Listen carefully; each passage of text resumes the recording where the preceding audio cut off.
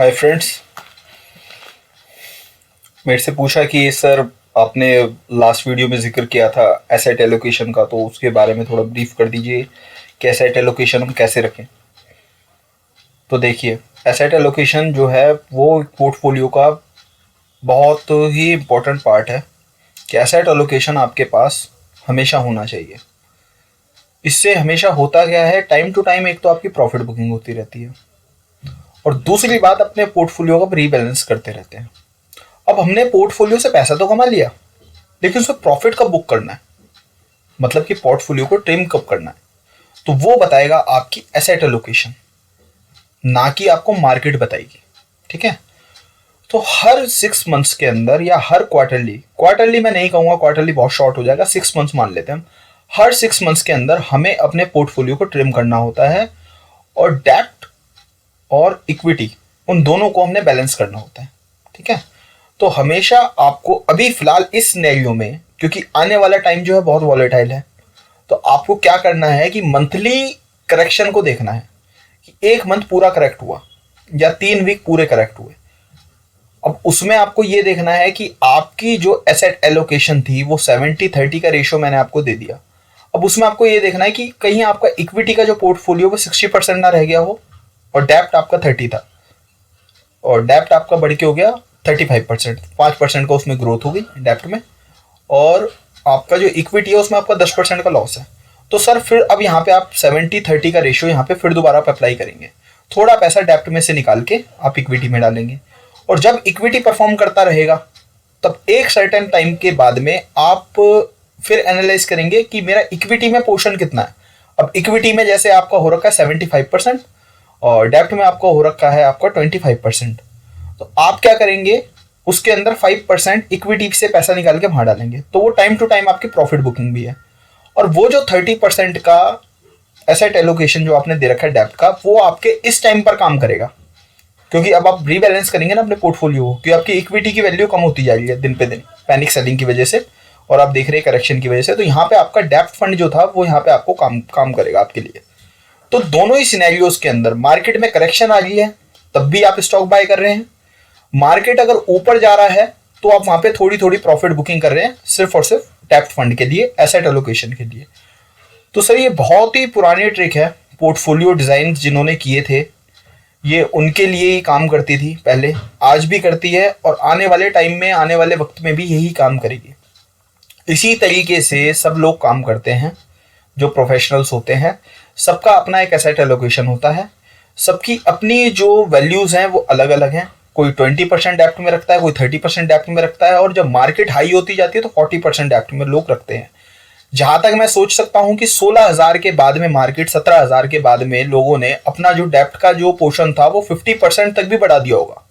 और ये जो एसेट एलोकेशन है सर, ये आपके रिस्क एपेटाइट के हिसाब से काम करता है।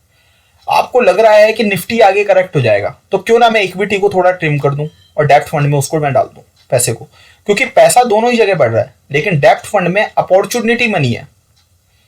ठीक है, अपॉर्चुनिटी कॉस्ट है वो पैसे की, वो पैसा आपने अपॉर्चुनिटी के लिए रख रखा है। अब कई लोग ये सोचते हैं कि सर डेप्ट में तो 6% मिलता है, इससे बढ़िया तो इक्विटी अच्छा रिटर्न दे देगी। सर वो 6% जो मिला है वो तो आपका बोनस है, लेकिन उस 6% से जो आपने करेक्शन मोड के ऊपर जो स्टॉक्स खरीदे हैं उसका प्रॉफिट भी तो आप ऐड करेंगे उसके अंदर। तो सर कुल मिला के कहानी 100% वाली ही बैठ जाती है, क्योंकि एक आपने तेजी के टाइम पे एक स्टॉक खरीदा 8,000 का और मंदी के टाइम पे खरीदा वही स्टॉक 5,000 का, तो 3,000 का जो प्रॉफिट हुआ है वो डेप्ट फंड की वजह से हुआ है ना आपको। अगर वो एसेट एलोकेशन ही आपके पास नहीं होता तो वो 3,000 का प्रॉफिट आप कैसे लेते। अब आपके पास यहाँ पे दो ऑप्शन है, या तो आप जो हमारे यहाँ जो ग्रे मार्केट होती है, लोकल मार्केट हमारी जो होती है जहाँ पे हम लोग काम करते हैं इस दुनिया के अंदर जो भी करते हैं, वहां से आप पैसा या तो वहां पे लाइए, कहीं से लोन लीजिए, कुछ भी लीजिए, आप पैसा वहां पर लगाइए, या फिर आपके पास डेप्ट फंड होना चाहिए। तो मैं सजेस्ट करूंगा सर जैसा चल रहा है वैसा चलने दीजिए, अपने डेप्ट फंड को बढ़ाते रहिए।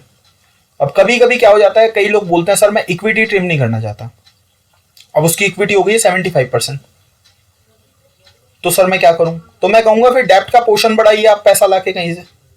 आपको कहीं ना कहीं किसी भी पोजीशन में आपकी ग्रोथ डिसाइड करेगा आपका डेप्ट फंड, कि आपके पास स्पेयर मनी कितनी रखी हुई है। लेकिन लोग सोचते हैं कि हमारी ग्रोथ जो है वो डिपेंड है हमारी इक्विटी पोर्टफोलियो के ऊपर, रॉन्ग है सर, एब्सोल्युटली रॉन्ग है। आपको आपका जो डेप्थ फंड है सर वो बहुत सिक्योर करता है आपको, टेंशन फ्री।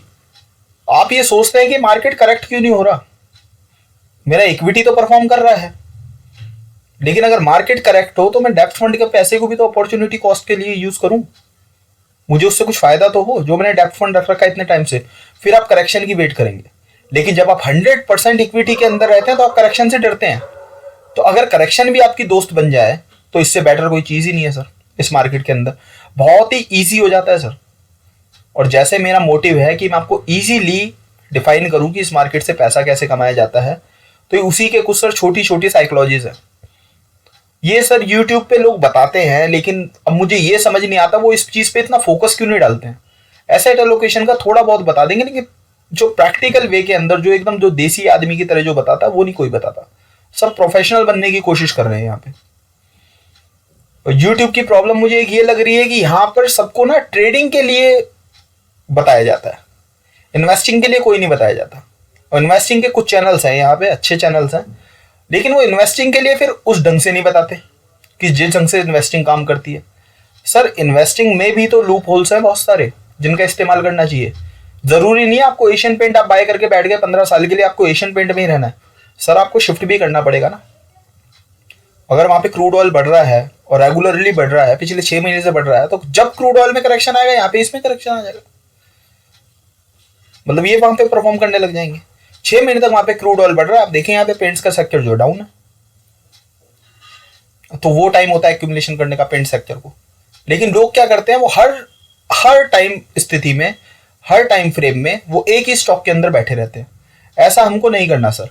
हमें ना वेटेज जो है स्टॉक मार्केट के अंदर, हमारी जो वेटेज है स्टॉक्स की, हमें ना उस पर बहुत ध्यान देना होता है कि हम कौन से सेक्टर को कितनी वेटेज दे रहे हैं और किस टाइम पर दे रहे हैं।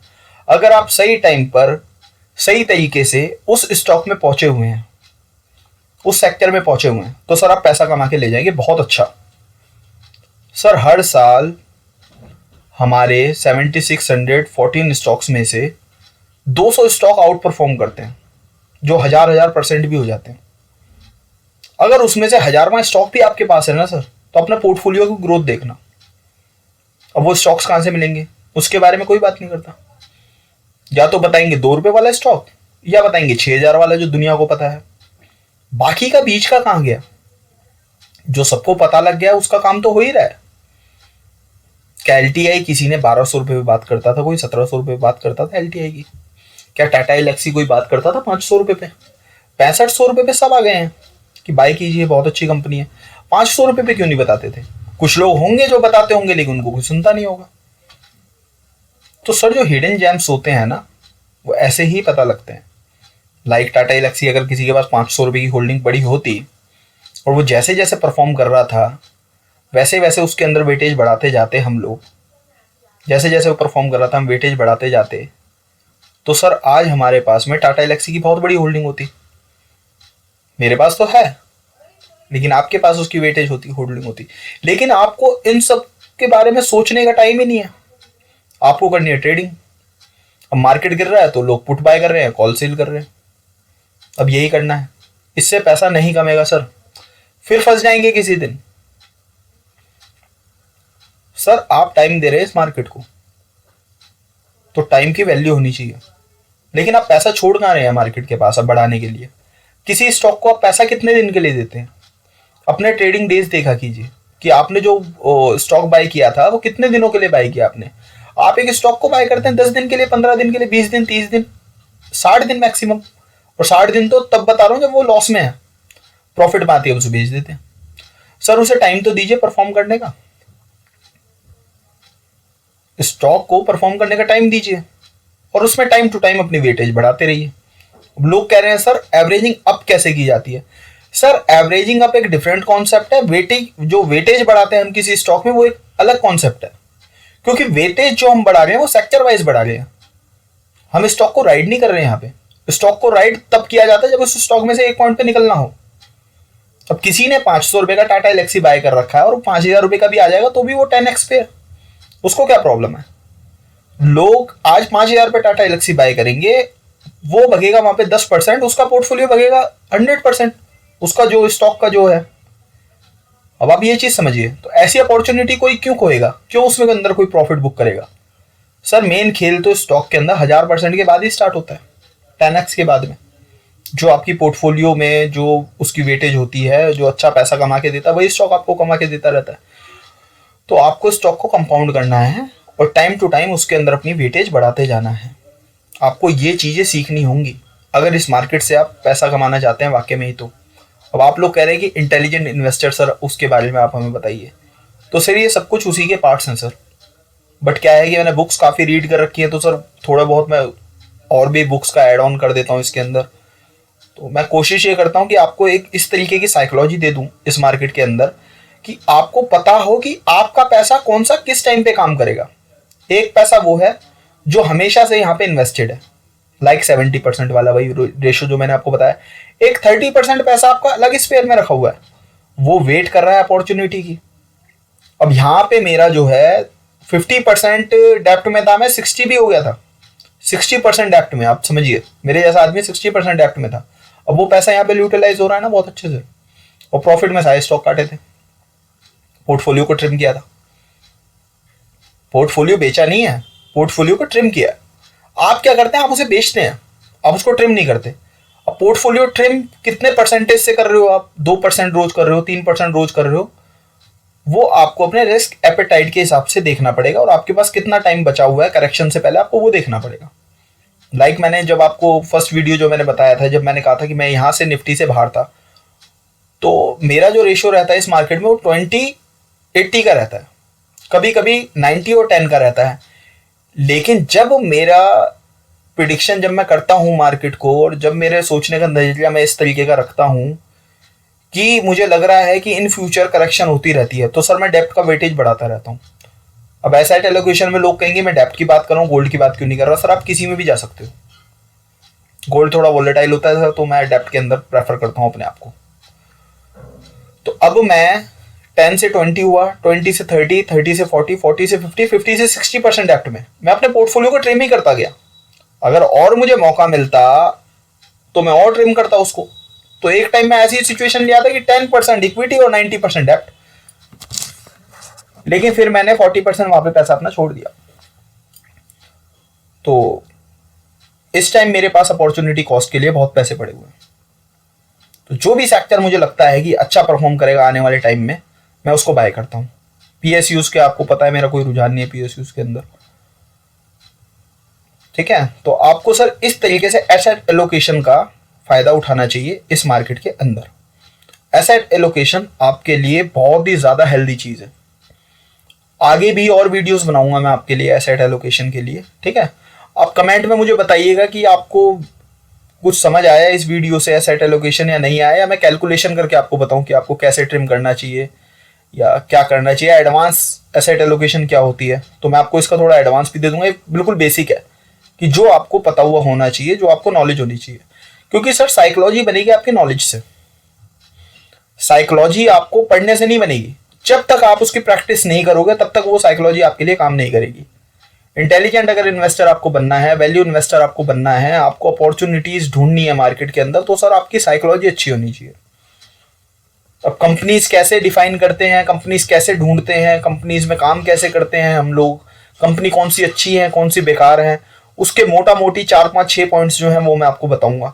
और बेसिकली मेरा काम सर आपके पास आने का है कि आपको साइकोलॉजी को मैं कोशिश करूं कि चेंज कर दूं। ट्रेडर से आपको इन्वेस्टर की तरफ थोड़ी सी मैं मेरी अप्रोच रहेगी, आपको ट्रेडर से इन्वेस्टर में बनाऊं, ठीक है सर। तो मुझे बताइएगा कमेंट में आपको कैसी लगी ये वीडियो। आई होप आपको कुछ काम आएगी आपकी ये वीडियो, और शेयर कर देना सर अगर किसी को करनी हो तो, ठीक है सर। Okay, thank you.